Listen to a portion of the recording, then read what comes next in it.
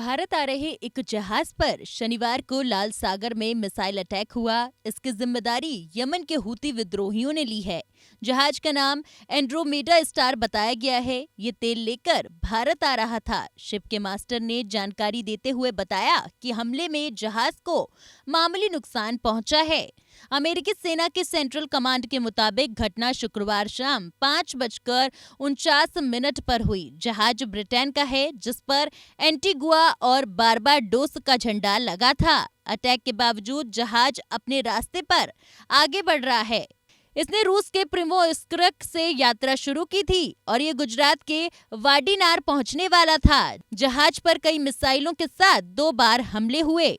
Media reports के मुताबिक भारत आ रहे जहाज पर 2 बार हमले हुए। इस दौरान हूतियों ने कई मिसाइलें दागी। हालांकि पहले हमले में दागी गई मिसाइल जहाज पर ना गिरकर उसके नजदीक समुद्र में जा गिरी।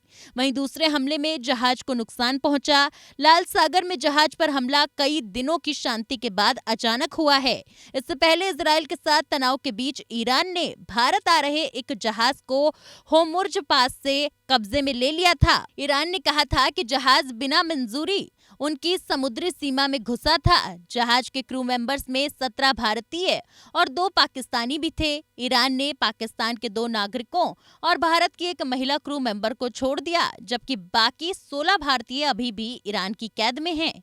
हूतियों ने शुक्रवार को सिर्फ भारत आ रहे जहाज ही नहीं, बल्कि अमेरिका के MQ-9 रीपर ड्रोन को भी अपना निशाना बनाया। हूतियों ने यमन के सादा प्रोविंस में ड्रोन को मिसाइल अटैक से मार गिराया है। हूतियों के हमले से भारत को क्या क्या नुकसान हुआ है, आइए आपको ये भी बता दें। ग्लोबल ट्रेड का करीब 12% और 30% कंटेनर ट्रैफिक हर साल लाल सागर के स्वेज कैनाल से होकर गुजरता है।